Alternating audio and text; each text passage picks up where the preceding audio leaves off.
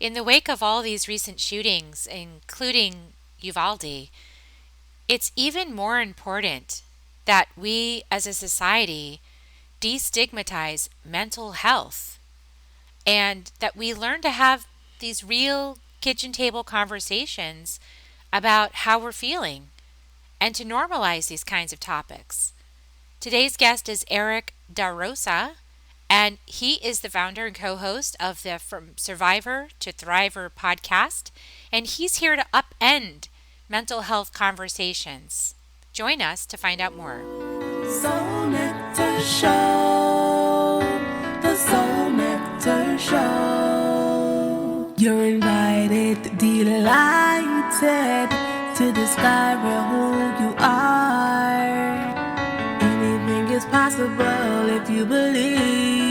So join us on this beautiful journey. Soul Nectar Show, Soul Nectar Show. Before we start this episode, I, Carrie Hummingbird, And I, Akeem Sami.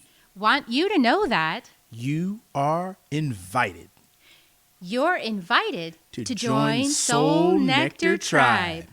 If you like what you hear on Soul Nectar Show, You will love being in person with us in Soul Nectar Tribe. we invite you to check it out. First 30 days is free. Right now, go to carriehummingbird.com, KERRI hummingbird.com/membership and sign up. We'll see you at our next tribe gathering. And now, on to the show. Hello and welcome to another episode of Soul Nectar Show, that show where we talk about all things essence, where we gather around the campfire and we share our stories of connection to that which is bigger than us, to the great mystery beyond the veil, to those synchronistic moments that lead us inexorably towards a deeper understanding of who we are and why we're here on this planet. I'm your host, Carrie Hummingbird, and I love to have these conversations week after week, bringing you inspiration and a way forward through the madness that we experience in this earth existence, and hopefully a way and tools and inspirational stories to guide you through in your own life. And I'm personally really feeling so much on my heart.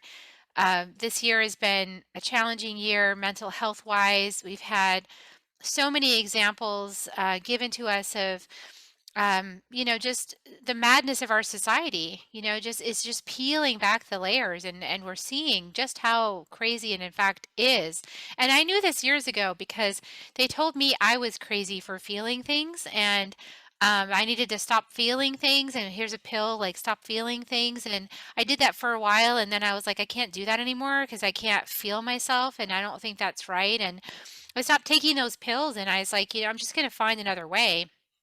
Sure enough, I got presented with a spiritual teacher, and then like more teachers and more teachers and more teachers, and eventually, I my world got turned right side up because I opened up to a higher level version of me. I opened up my I am presence into the I that's timeless, and I let that I guide me in my choices, and then my life started getting a lot better. And we're in this really just such a fascinating experience, having it made so clear to us that our level of consciousness as a nation in the United States, and I would argue any Western consciousness nation, is now facing the dark underbelly of our consciousness and the choices that we've made.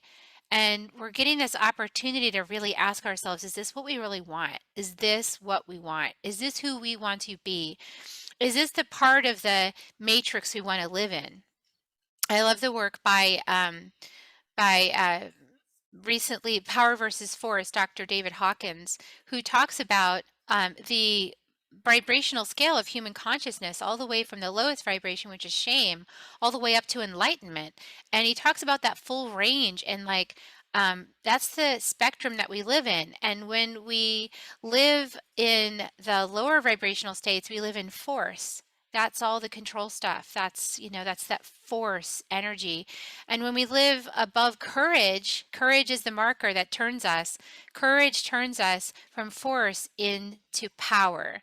And for me, that power is love. That power is that unconditional love vibration that we can hold in our hearts and in our minds and in our lives. And so as we approach this interview today, I've brought a guest on that has a personal experience of shifting out of PTSD and this idea that he was, you know, unhelpable. This kind of that many of us get these ideas, and that it's like somehow it's not okay to be not okay, but maybe it is okay to be not okay. I mean, this stuff out there that's happening right now is not okay. And so how are we supposed to be okay when it's not okay? It's not okay. So what are we going to do? So today's guest is Erik DaRosa. I welcome you, Erik, to the show. Thank you for being here. Hi, Carrie. Thank you so much for having me on. And as we talked about very quickly on the pre-show, I can't think of a more important yet or better time to be a guest on your show. Yeah, it's like ideal. I mean, Erik is known by friends and clients as Yoda. So I'm already excited, and is an inspirational speaker and the founder and co-host of the From Survivor to Thriver podcast, and is upending the front end of mental health conversations along with his co-host Mark Fernandez. And every week they tackle different mental health topics through honest and relatable kitchen table conversations with real people who are helping to shatter the mental health stigmas and find their voices. He aims to normalize discussions around mental health topics and remind his audience that they are not alone, that there's strength in community, and that it's okay to not always be okay, because some of this stuff is really messed up. So Erik traded in a successful career as a New York City finance executive when he moved to Colorado with his wife and 2 cats, and he hasn't looked back since. And he also spends winters as a ski instructor and sits on the board of Sacred Cycle, a Colorado-based nonprofit whose mission is to empower survivors of sexual trauma through mountain biking and community. And he's born and raised in New England. And, I wasn't born in New England. I was born in Texas, but I was raised in New England. So we have that in common. We have that New England thing. Yeah. So I'm excited to have you on the show, Erik. We were talking before we started the broadcast about some of the tragedies that have been happening. 27 school shootings as of this broadcast in 2022 alone. That's insane. And this is the world we're living in the United States, and it's heartbreaking. And, I wonder what wisdom you have to offer us about how to overcome like all this PTSD. Sure. Well, thank you again for having me. And I want to say, I know you live in Texas, and my deepest condolences for what's happening there right now. And uh, when I said I couldn't have picked a better time to come on your show, I feel like right now with everything that's happening, it's such a pivotal moment for us as a society, but also for those of us who are either advocates for or who are, and I count myself in both of these categories. I am part of the mental health community, right? So you had mentioned PTSD, and we can get to that in a few moments. But one of the things I found, and Mark and I were recording our own podcast episode this morning with a guest, and we found ourselves having the very same conversation around what's happening in the state of our country, but also globally, and this debate that's going on. And one of the things he and I have been working so hard on in the past 18 months with our show and with From Survivor to Thriver is looking and helping to destigmatize mental health conversations and destigmatize the whole issue of mental health. And what I've really seen in the past week, especially since the school shooting in Uvalde, Texas, is suddenly people re-stigmatizing and people blaming mental health and mental illness for these terrible tragedies and terrible mass shootings. but also saying, we need more funding and we need more resources and more accessibility. And one of the things I found myself doing recently is really saying, well, why can't we hold two thoughts and two discussions at the same time? It's extremely important, and we must continue to fund mental health, and we must make it more accessible to everybody, right? Full stop. No debate about that. But why can't we also at the same time hold space for a second thought, which is, well, maybe there's another issue going on, right? If we look around the developed world, Australia, New Zealand, the United Kingdom, Canada, other countries like the United States, where the mental health statistics are almost exactly the same.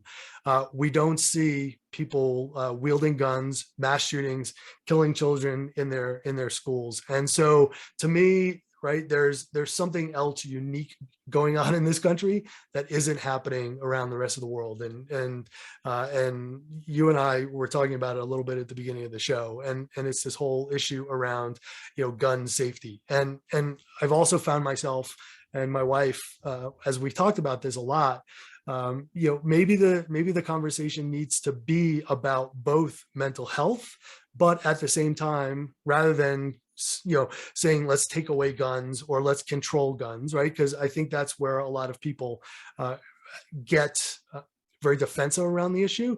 If we talk about something in terms of safety, I think that's something that everybody can get on board with. And so I found myself having these two thoughts now at the same time. Let's talk about gun safety, and let's talk about the importance of funding and making accessible mental health care in this country.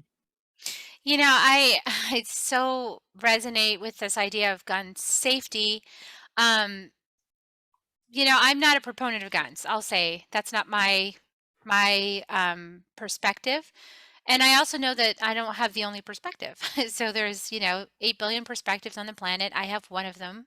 My perspective is that when the consciousness is elevated to love, that guns won't even be a question anymore. That's just not a choice that will be on the spectrum when we have a love-based consciousness. We have a fear-based consciousness very clearly. We are in the force part of the spectrum. We are in the fear-based part of the spectrum. And as a large, like, that is what leads, that is what has most of the energy, right now. And so you asked the question of what makes us different, and I was thinking about this morning, because I was like, I think what makes us different is that, we have looser controls over guns, and we have less structure for our youth.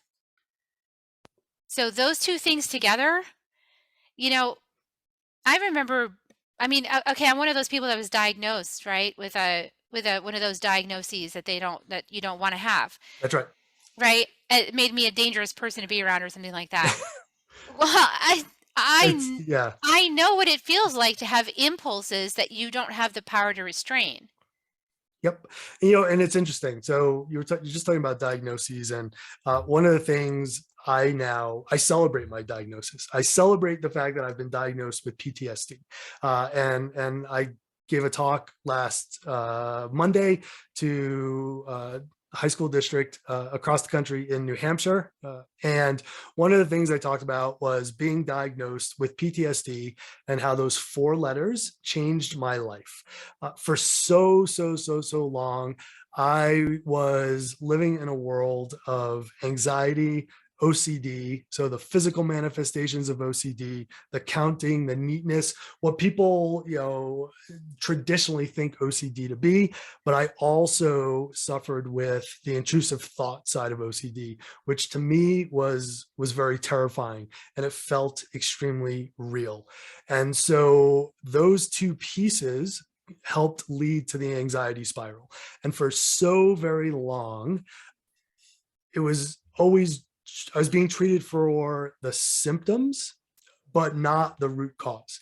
And I've listened to several of your episodes, and one of the things that really resonates with me is this theme I've heard about, one, healing trauma, but also healing the inner child. And so for me, once I was given that PTSD diagnosis, which was only 6 months ago, so here I am, I'm 50. I finally have something that I can grab onto and say, yes, this is something that I have. It's not who I am.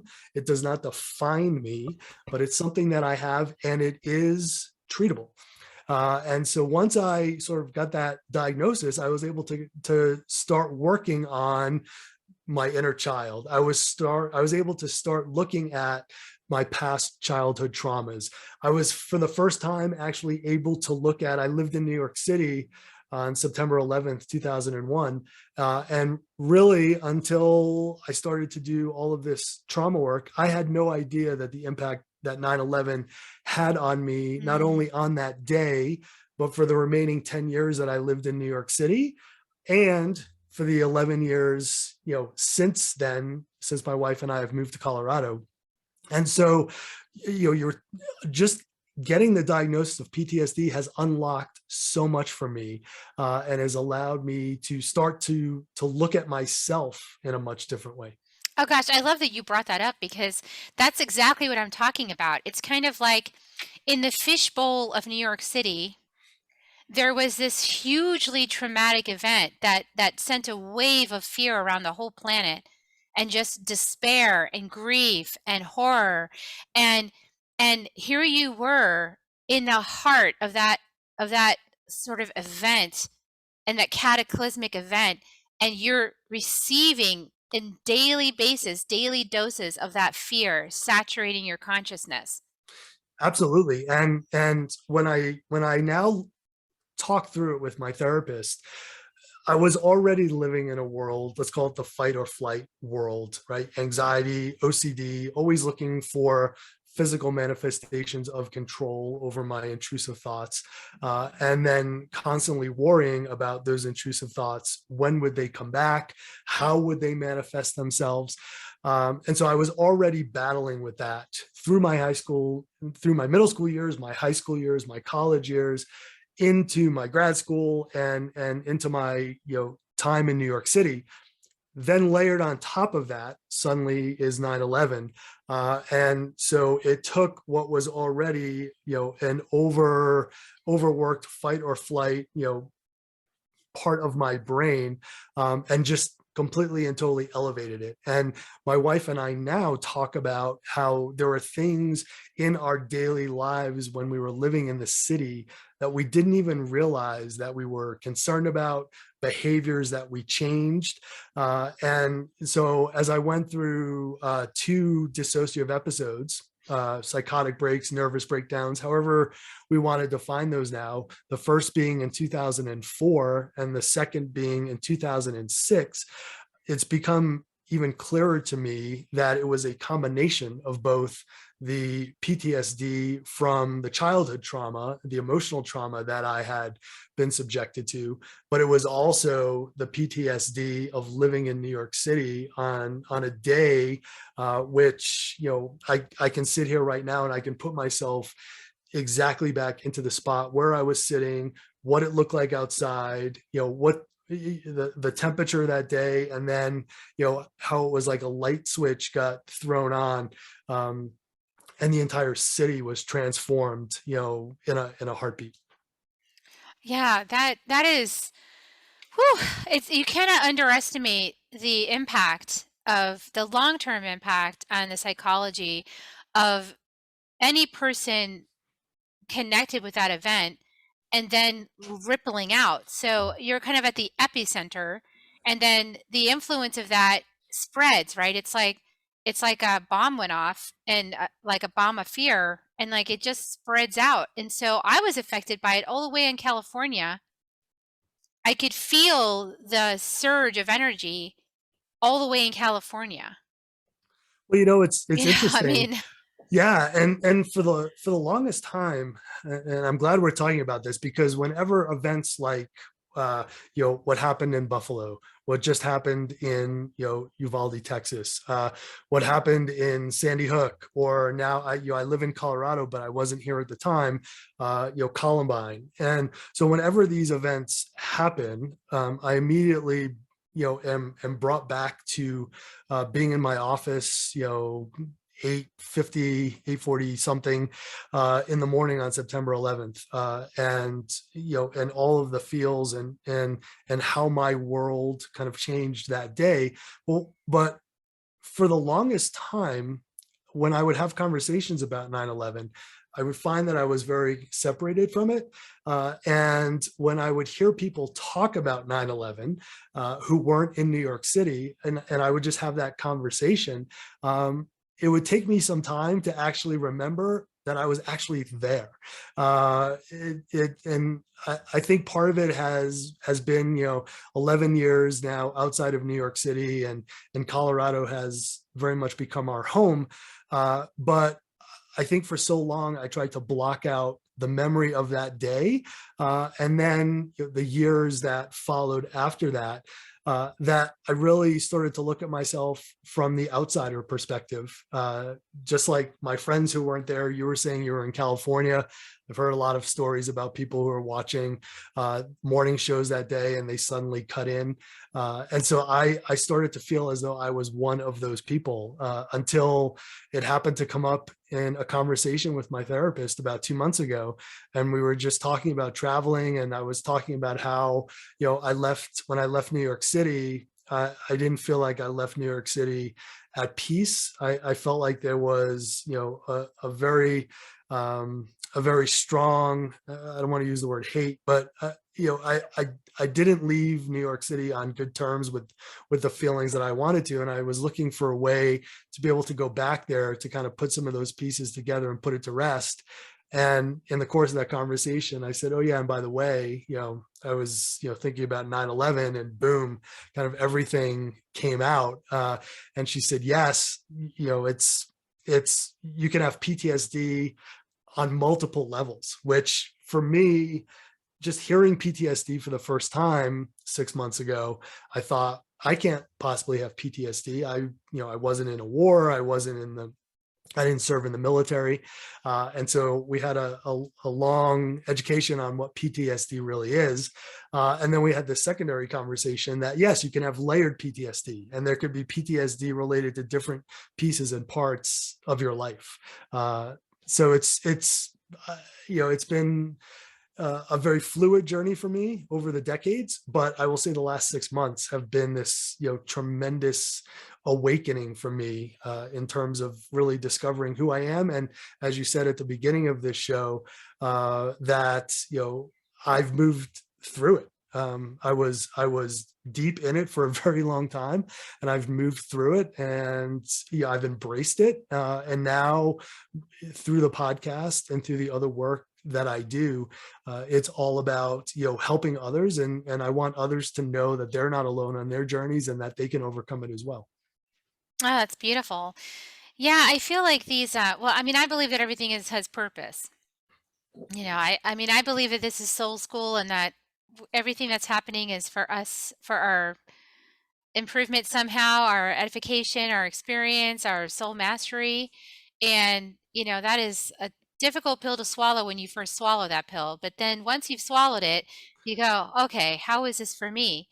And you could see how, what a lesson these things are for us in humanity about how we want to show up in our with ourselves and in our lives, and just also the exploration of our consciousness like you were talking about. Like, I mean, would you ever even think to explore your inner consciousness and your inner child if you hadn't had some experience like this? I mean, it wouldn't probably even occur to you to go back and check inside and get to know your inner child. No, not at all. It's something that had never crossed my mind. So if we back up in terms of when I first started therapy, I was 34 years old, 33, 34 years old. I was living in New York. I had my first dissociative episode. And so prior to that time, I can think back to when I was 7, and that's when my first real conscious thoughts of intrusive thoughts and the physical feelings of anxiety took place. I had seen a child psychologist one or two times. My mother had brought me to him, but there was really no further follow-up work that was done. And so in my 30s, as I was working with my psychiatrist and we were talking through issues, we were really talking to what OCD was, what anxiety was, why I was feeling those things. But we never really had an opportunity to drill down deeply like I have, in the past 6 months into this whole inner child and trauma work. And what's been really cool is my therapist here in Colorado, we've actually named my inner child Little Erik. And so we're very, very conscious about me doing things to, give little Erik safety and security, and show him that, the world is a fun and joyful place, and that big Erik is in a place of safety and security and joy. And it's my opportunity now to kind of give back to him things that he never had a chance to have in his childhood. And I'm recognizing now how much that's healed me as an adult, and how much and for how long that was kind of the root cause of what was holding me back and creating so many of these issues for me in my my college years, in my 20s and my 30s, and even into my 40s. Yeah, when you kind of broach this territory, it's miraculous and it's fascinating. And it's also really, for me, illuminating about how, I don't know, just how complex, but also, fragile is not the right word, but highly impacted our consciousness can be, from even small things. I mean, some people have PTSD off of, relatively small things. Other people, it's big things, right? So it's a spectrum, and you can't really say like somebody shouldn't be experiencing that. They're experiencing what they're experiencing. Something landed in their brain, and it made some impact that we don't understand, and then that changed everything. It started, causing these symptoms and experiences. So I feel like there's so much we don't know about human consciousness, even still, that it's sort of like we need to slow way down. Like, I Yeah, feel we like we we need to do. slow it way down. And Way down. We had a conversation this morning on our show, and we were talking, as I had mentioned, we were talking about the events that were taking place, and then we were delving into our guests' particular, background and grief that she had gone through, and that exact same thing came up about we really need to slow things down. And this is, I feel like what's happening in our society right now. COVID, here we are, mid 2022. We're People are still dealing with both the physical symptoms of COVID and all the variants, but with COVID anxiety. So there's a really big trauma event that's been occurring globally now for well over 2 years. And then we have, the mass shootings, and then we have an unprovoked war taking place between, Russia and the Ukraine, right? And so we're constantly now getting bombarded by news of these events, whether it's social media, traditional print media channels, or even just kind of having conversations around the dinner table. These things are coming up, and rather than taking some time, as one of my friends likes to say, to sit with it and just think about it, we're all so quick to want to come up with a solution and rush to an answer. And as you said, I think that's one of the things that we really need to do at this present moment is we need to sit with it, and we need to see, what does it feel like for me? I've talked a lot recently about, meeting me or meeting yourself where you're at. We're all so good now at adjusting and trying to meet other people where they're at.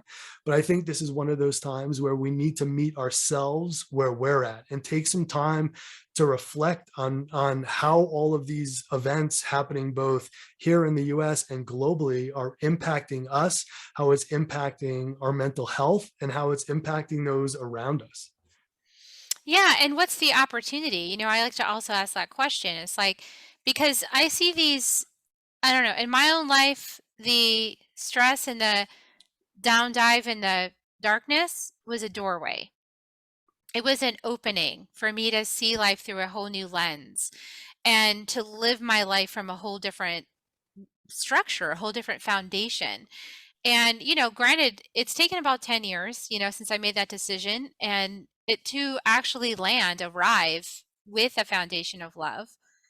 And it's taken a while because why? Because the complexity of the subconscious, like to go in there to have awareness, it's like we need to slow it down so we can witness, right? Because if we're moving so fast, we can't even witness it. And it's like, and then the realization that everything is that I'm witnessing is part of me somehow. So, for example, when I heard about the shooting and I, heard my mom talk about it and she told me how she felt and I felt I mean, she feels it. She feels everything. She always has. That's just that just cracks your heart open right there because that's connecting that's connecting me with my mom. Like that's the impact it had on us. And we're not even in that town. I don't even know anybody in that town. But that it's affecting all of us because it's like we're all connected. I mean, we want to say that we're separate, but we're not.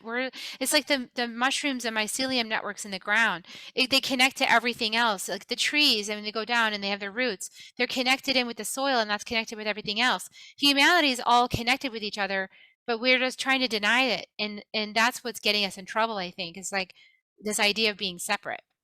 Yeah, no, you're absolutely right. We are all totally connected, and I want to think that everybody's first reaction upon hearing that news was a deep sense of sadness, right? And I think one of the things that's been happening as these events have been taking place is it's happening now with so much regularity that people are no longer shocked by it. They're no longer surprised by it. I think some people are also finding it difficult to, you know, to carry that same level of sadness every time it takes place. So it's almost like being a little bit numb to it. And so we're not giving ourselves the opportunity to really move through the grieving phase collectively as a society, right? Being so closely, connected to one another. And I think what's happening is so many people are getting stuck and caught at the anger phase. And so as the anger comes, rather than processing it and trying to move through that, they're stopping at anger and they're quickly reacting. And so we've got people on, both sides of the spectrum who are very quick to respond with talking points even before, in some instances, the event has come to a close. And I'm just looking at this last one in Texas. Within 48 hours, how it unfolded, the facts around it completely and totally changed from what we first heard, right, when the news broke. And so because we're very connected like that, I think as some people respond in an angry way, other people shut down and close down, and get very defensive. And so you're absolutely right. Because we're so connected, we need to take that time as a society to sit, and we need to talk to one another, but we also need to listen to one another, and we need to be more willing to listen to other people's points of view, and not judge each other so harshly as we're so apt to do in today's society, whether it's over a keyboard, a phone call, or a text. Yeah, I I know that very well because I spent a good part of my life being in that judgment and that quick reaction, right? And Yeah. but what I've learned is that if you give something some space and you open your heart to it and sort of like that old adage of like imagine put yourself in that other person's shoes and try that on, you realize things with some space and contemplation. And one of the things I realized and is that everybody, it's not out there, it's in here, right? You were talking about your inner child. Like it's not in the past, it's not done. It's still in you. It's in you now. Your experience in New York City, that is still there. It's part of this matrix that is formed part of your consciousness, so it's part of you. Everything we hear and see on the internet, everything we take into our consciousness, that's all part of us. And even what we feel and perceive without even knowing that we're connected to it, we feel and perceive it. I mean, there's been lots of people I know that are very empathetic and sensitive who have been really going through a lot of hard times this spring, and just like having needing lots of downtime to cry, to grieve, to process. And my invitation is that I think if more people were embracing this kind of work, if more people were letting themselves actually open their hearts and feel what they're feeling, I think there would be we might be able to clear the pH of the fish tank a little bit. Yeah, and It's I like, I I love mean, that.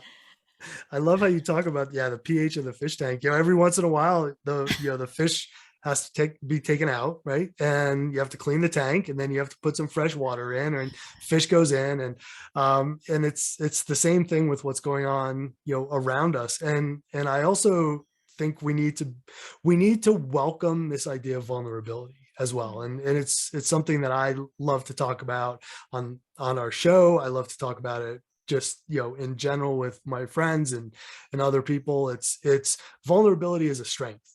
And when we go through some of these really difficult experiences, whether we go through them individually with, for me it was, coming to terms with my trauma and working through that, or if we go through a collective trauma like we have been on a kind of a global scale now over the past couple of years, it's important to be able to reach out to people and to be vulnerable and to show what our true feelings and emotions are, and to have those difficult conversations, and to be able to say openly and honestly, hey, I'm not okay today. And knowing that you're saying that to somebody who isn't going to pass any kind of a judgment, but they're just going to be there to lend, a helpful ear, and they're willing to listen. And oftentimes that's a very big first step in us getting to feel and differently, and feeling like we're taking the steps to be able to move through it, as opposed to kind of putting that facade up, and putting all the defense mechanisms up and saying, I'm fine, this isn't impacting me.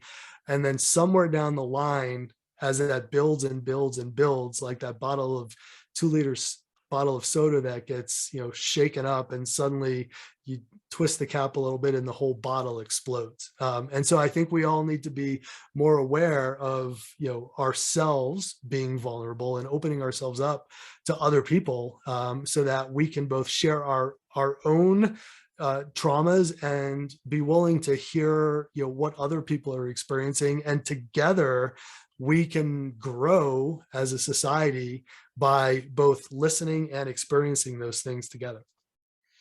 yeah, hearing each other's perspectives, and then, right, slowing down long enough to notice that you have some repressed feelings that you need to actually feel, and process and be with.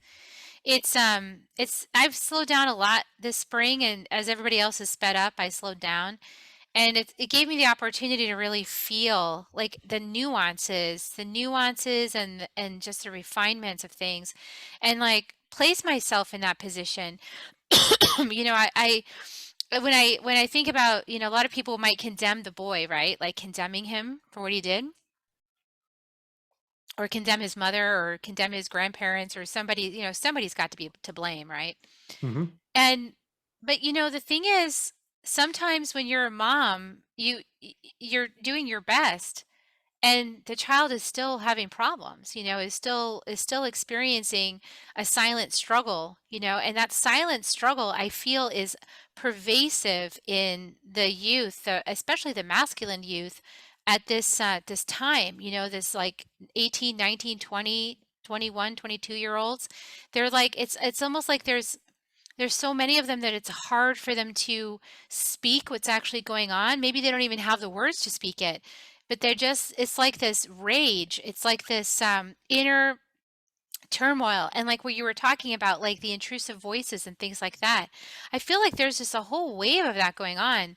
And, I don't think kids know how to process that. And if we don't give them the tools, they're not going to know how to process that. I think the only thing that's really helped my son who's gone through some of this is that I was there, is that that I've done all this work on myself, that I've gone deep diving into my consciousness, that I spent all this money and time learning about energy healing and you know shielding my energies and all of clearing negative thoughts and energies, like all of this stuff that I've learned. There's so much I've learned. I passed it along, but not everybody has had the time or the understanding that they could claim those tools for themselves, right? So if they don't have the tools, how are they supposed to get through it? It's not an Exactly. easy experience. No, it's an extremely difficult experience. I think back to when I was 18. I was in my sophomore year, freshman into my sophomore year in college. I had no idea that there were other people out there just like me. I thought that what I was suffering from was something unique, and if I dared speak about it, people would either think, and I'm going to use air quotes here for your listening audience, they would think I was crazy. I thought somebody's going to put me in handcuffs. Like I can never allow anybody to hear what's going on in my head, and I better make sure that nobody ever gets this visual image of me not looking like I'm completely and totally put together at all times. And you brought up what's, I think, just as important is not only allowing space for those of us who are experiencing it to be able to speak, but for those around those who are experiencing it to It's be a able to lot. speak. It's a lot, and it's a two-way street, and it's a two-way conversation. And I only wish that I had had the ability to do that when I was younger, like your son has, because I would have been in a much different place much sooner in my life. But as I look back on it now, I went through it so that I have a story to tell, so that other people may not have to go through it in the same way, and I can share that experience. But my hope is, as more and more people begin to speak openly about this, and as more parents are armed with some of those tools to be able to see from the outside, hey, something doesn't look right, even if my child isn't speaking to me about it, that they feel comfortable enough having those difficult conversations, that more and more people will begin to look at this whole topic of mental health in the same way that they look at physical health. Annual physical, go to the doctor if you blow out your knee skiing, and I'm going to my therapist tomorrow, and I'll meet you for coffee when I'm done at 4 o'clock. Yeah, and I want to say, like, for all the the parents, like, pay attention to your intuition. Like, if your intuition is just dinging you, like bing bing bing bing bing, like, don't ignore that. Slow down. Like, slow down. Listen to it, breathe, lean in and have that uncomfortable conversation. Really open it up without judgment. Like, it's okay. Tell me what's going on. I'm totally open to hearing what your reality is, what you're experiencing right now. And the thing is not to react to it or not judge it, because it can be scary, to be someone's mother and have them tell you some of these things. But also, what I've noticed, honestly, Eric, is like what part of what I had to go through was like this you know the this narcissistic mother thing, like they're like the wanting to be the perfect mother, and like you don't want your child to have any problems, and you just want to put a good face on for the world, like everything's fine. It's like you're part of the problem too, because just be humble. Like, we're all humans, we're all in a journey. It's not, it's a messy journey. Embrace the mess, lean into the mess. It's not a problem that it's happening. It's an opening, it's a doorway, it's a portal to something that with far greater potential. And if you embrace it that way, it becomes, everybody can embrace it. It becomes, Yes. it's open now.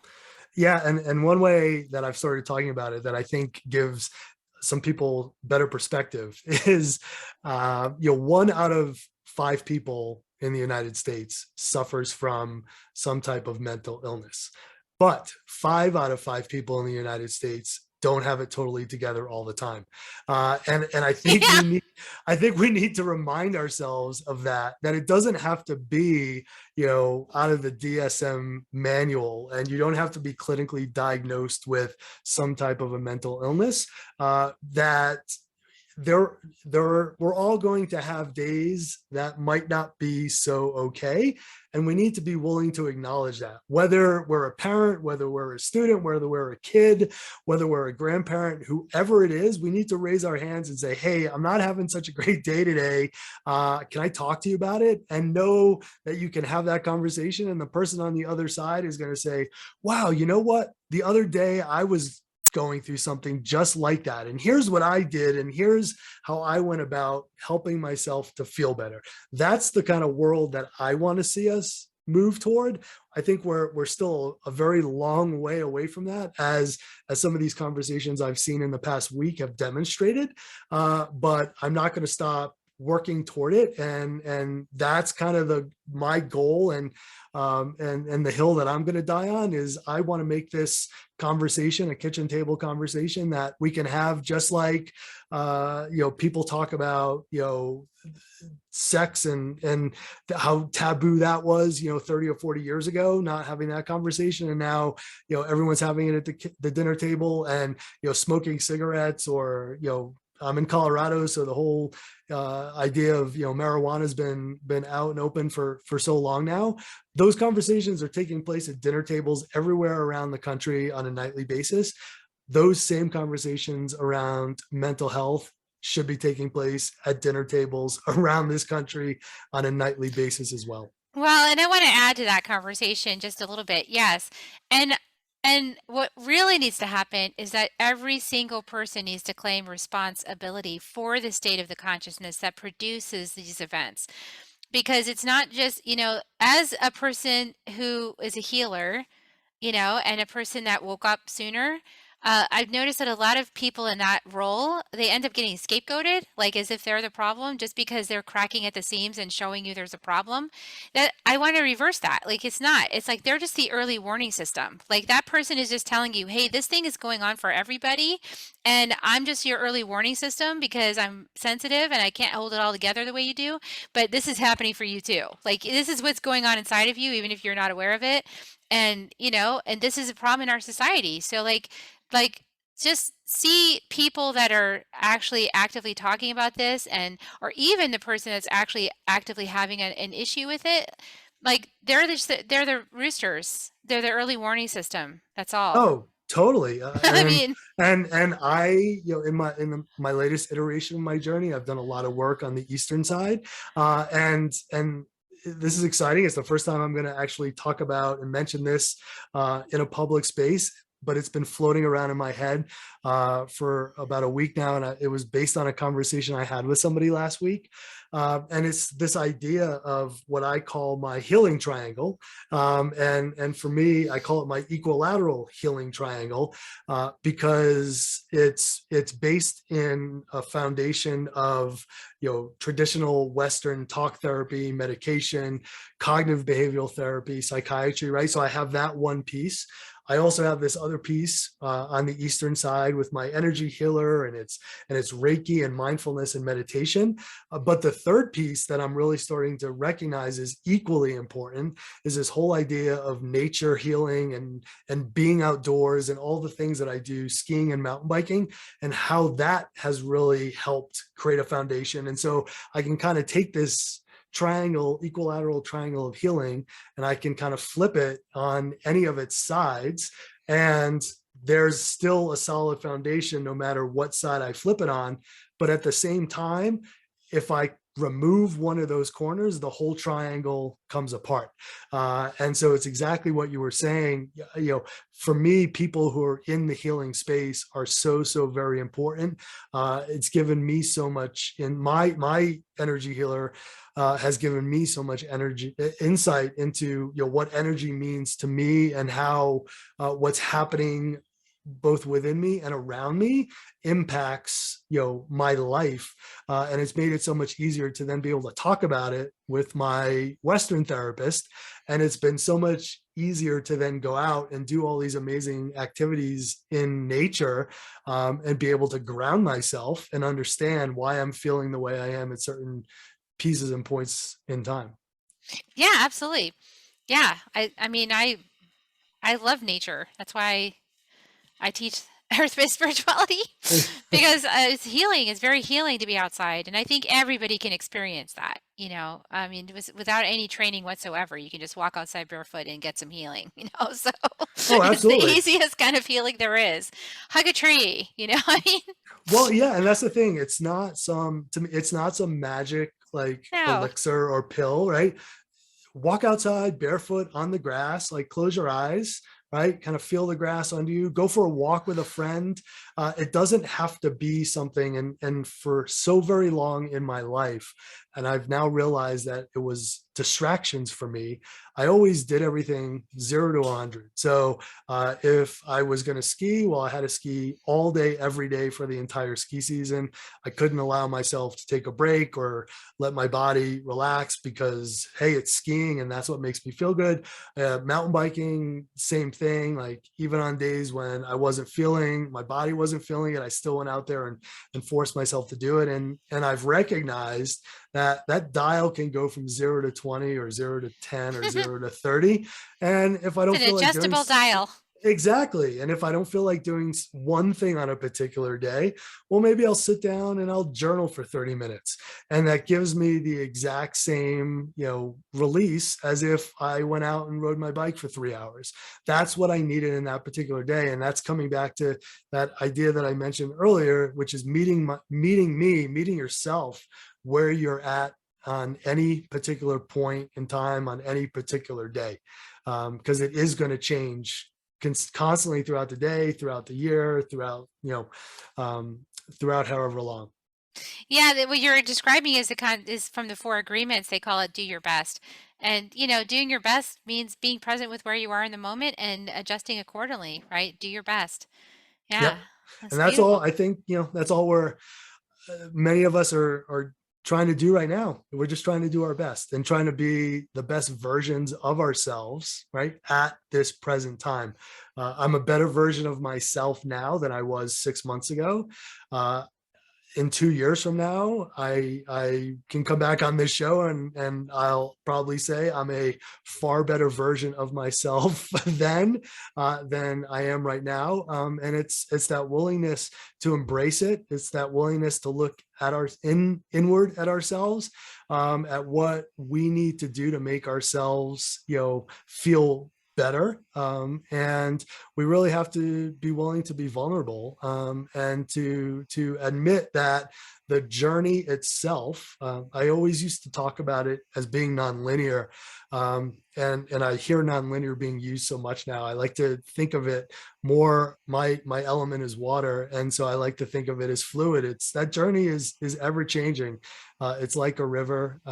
And rivers, they've been here a lot longer than we have and will continue to be here a lot longer than our physical bodies will be here. And so I look at those journeys now as these fluid flowing rivers. Yes, the river of life, so to speak. Yes. Excellent. So, well, beautiful. So, I thank you for sharing all that. That's gorgeous. I love the metaphors. I love the visuals. And I think the way that people are going to find you is your podcast, right? I'm going to put a link to your podcast, or Surviving to Thriving. Yes. Yeah. So people can find our podcast is called From Survivor to Thriver. We have episodes come out every Tuesday morning. We're on Apple and Spotify and all the major players. We also have a Facebook page, From Survivor to Thriver. And so you can go there. You can see both the videos. We have teaser clips. We put up interesting articles and some stream of consciousness thoughts throughout the week. We really have tried to make that page an active community page for people to get as much from it as they want to contribute to it. You can also find me. I'm on Facebook under my name, Erik DaRosa, DaRosa. And on Instagram, my handle is at Ski Sherpa, Skisherpa. And there you'll find an interesting and fun mix of my mental health journey, what we're doing on the show, but also what I'm doing on the snow in the wintertime and what I'm doing on the mountain bike in the summertime. Fantastic. Well, I will put all of that in the show notes, and thank you so much for contributing your wisdom there. Okay, everybody, so if you thought this episode was helpful, please share it out, like and subscribe and all the good stuff. And that's how we keep it flowing and the wisdom flowing, and somebody might find it, like just bam, because you shared it. Okay, we're going to give kisses. You want to help me give kisses, everybody, Eric? Here they come. Yes. Okay, everybody, here they come. We love you. Love you. Thanks for listening, everybody. We'll see you next time. Bye for now, everyone. If you found even one gold nugget in this episode of Soul Nectar Show, will you do us a favor? Will you subscribe, like, and share this episode? Maybe even write a comment and let us know what you thought about it. We really, really want to engage with you at a much deeper level. Let's be part of community together. Have a great week, everyone. Bye for now. To dive in deeper to nourishing conversation, visit soulnectar.show. Soul Nectar Show. Awaken, Nectar Show. Take a sip from the drip of nectar from the source of who you are.